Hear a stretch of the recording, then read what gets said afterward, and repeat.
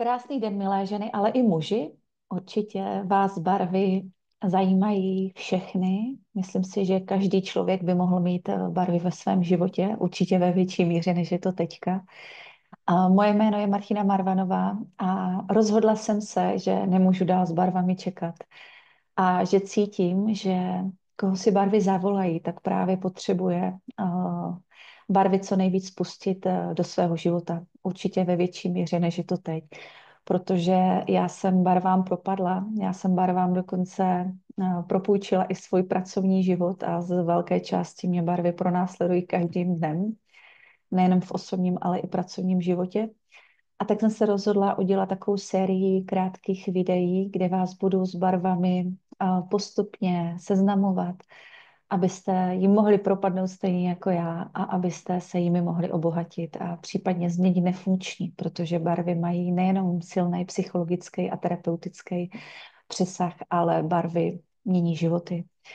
Moje jméno je Martina Marvanová, jsem kouč a terapeut a s barvami pracuji na denní bázi a pomáhám lidem se cítit co největším souladu sami se sebou, ale nejenom v tom jejich vnitřním světě, ale i v tom zevnějšku a napasovat to tak, aby opravdu ten výsledný efekt byl wow, aby když ten človíček vstoupí do místnosti, aby si nejenom sám věřil, aby si stoupil sám za sebe, aby věděl, kdo je, ale aby věděl i, jak se obléct, jaké barvy zvolit a jak se podpořit natolik, aby to celé bylo v souladu.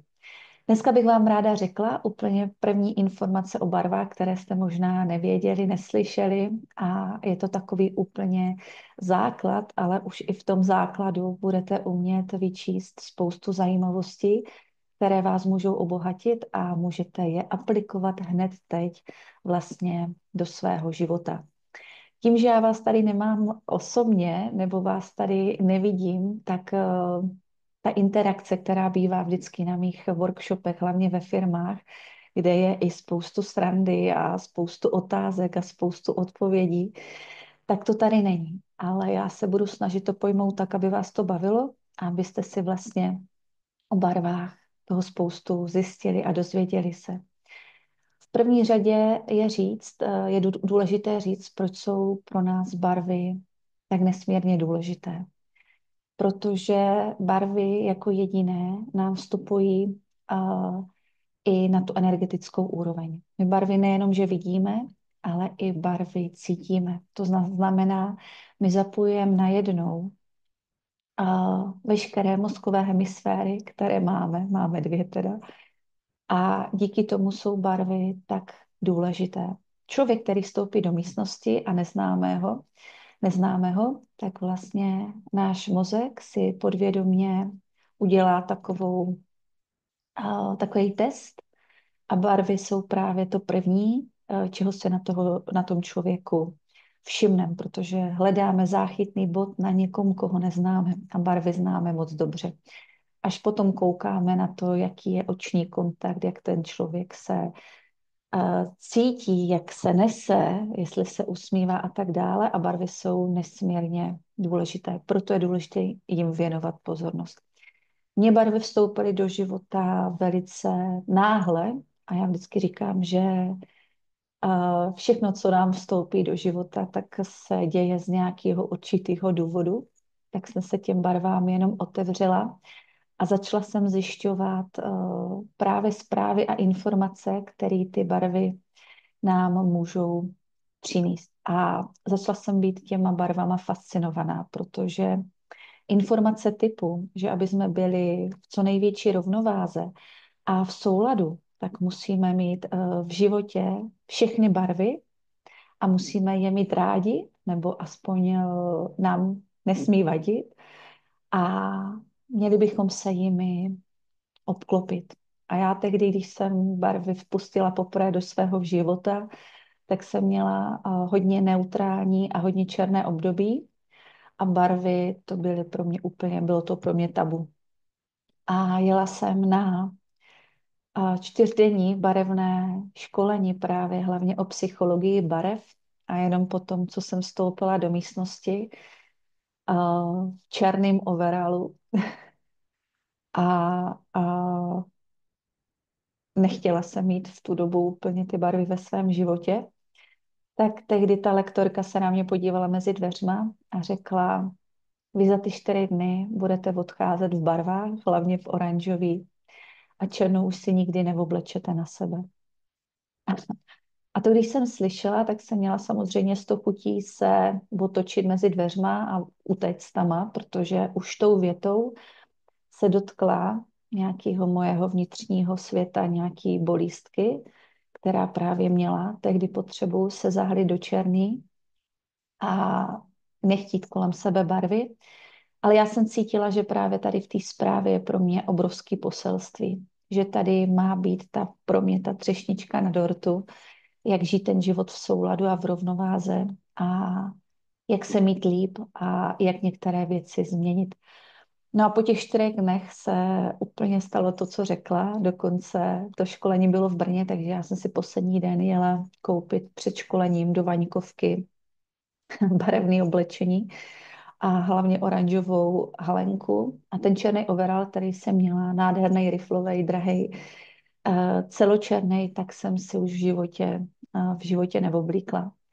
Protože jakmile vpustíte do života barvy v jakékoliv míře, víc než je to teď, tak se vám ten život změní. A další věta, která mě změnila život díky barvám, tak byla, že právě ty barvy a to jejich poselství, tady těch konkrétních barev, které nejvíc odmítáme, tak tam je pro nás největší dar. Jo? To přesně nám ta věc v životě chybí. Řeknu příklad, ženy, které nemají rády červenou, oranžovou, růžovou, tak jim chybí ženskost, nebo určitě jejich téma má spojitost s ženskostí. A vždycky pátráme, v jaký míře to je a na základě čeho to je.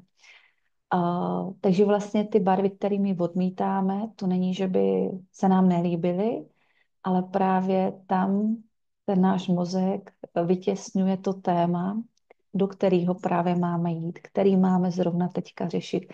Takže proto barvy působí hodně terapeuticky. Já na základě testu jednoduchého barevného, který se svými klienty dělám na začátku, poznám díky pár otázkám, jak ten člověk se vnímá, jak se má, co potřebuje, co nepotřebuje a kdy v tom životě se konkrétně nachází díky barvám. Takže to je takový zajímavý.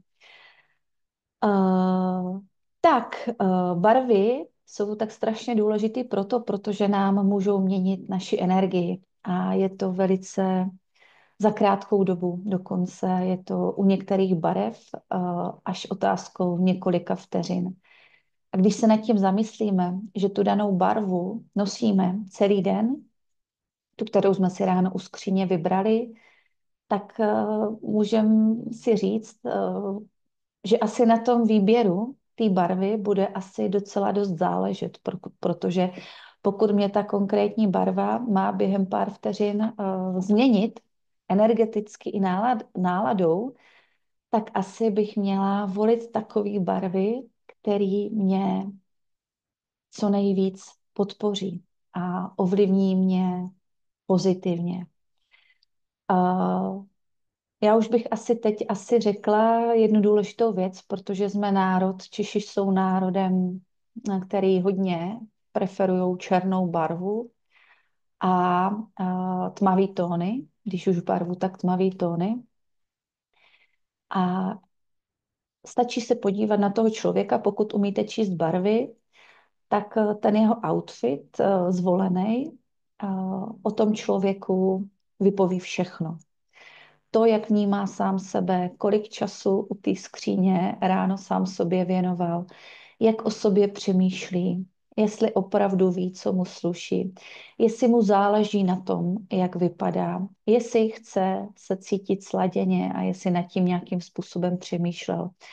A i to, jestli opravdu umí pracovat s těma barvama a jestli koncepčně jako celek mu na tom záleží, protože přesně tohle o nás ten náš outfit a ten náš výběr vypovídá.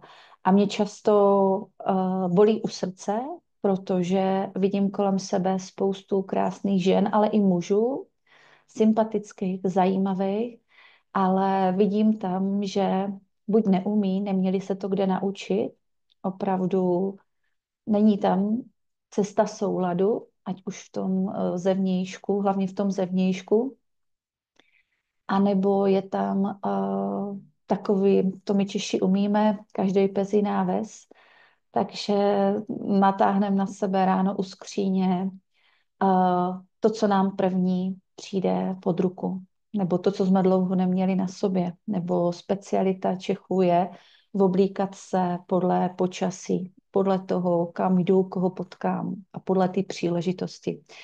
Ale když já na svých školeních říkám, že ta hlavní alfa omega toho výběru je to, jak se cítím, protože oblíkám sebe, ne Boženku vomáčkou, za kterou jdu.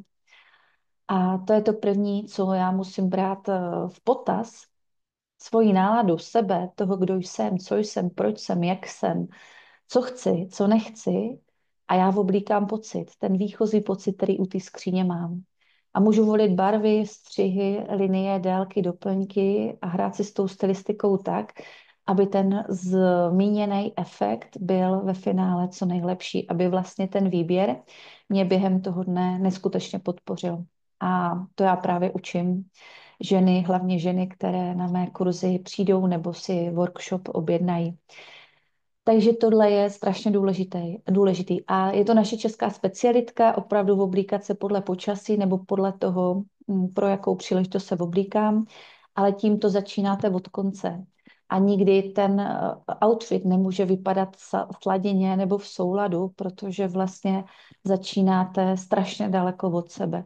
Začínáte oblíkat nebo přemýšlet o tom, tak, že přemýšlíte o sobě, za kterou jdete, která ani v té místnosti není s váma u té skříně.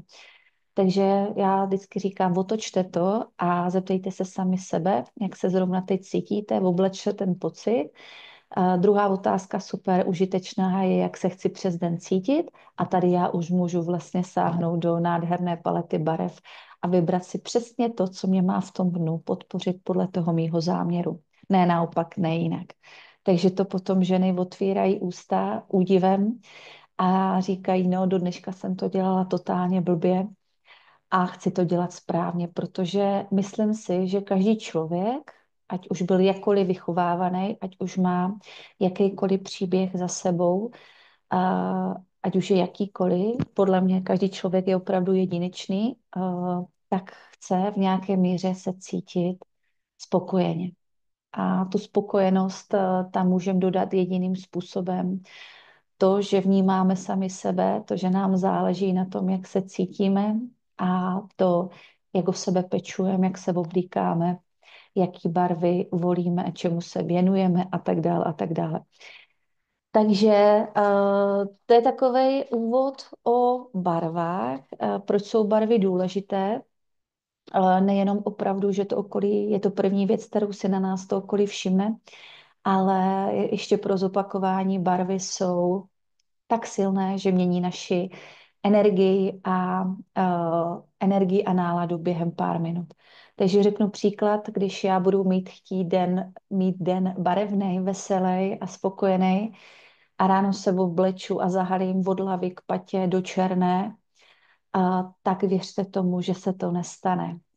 Černá je naše nejoblíbenější barva v České republice a černá jako jediná barva nám nic pozitivního nepřináší. A já vždycky říkám na svých seminářích, že z černé nechci nikoho vyslékat, ale většinou se stane, že po mých seminářích a workshopech černou si ženy už v životě neoblečou na sebe, anebo pokud jo, tak daleko v menší míře. A to je cílem. Ten život potom rozkvete, on je barevnější, on je jiný, on je změněný a začnou vám do života chodit úplně jiný lidi, situace, zážitky a to je ono. A zažít to na vlastní kůži, můžu se pod to podepsat. A co se týče ty černý, tak černá nám opravdu nic nepřináší, černá nás schovává a potřebujeme ji, když se potřebujeme před světem schovat.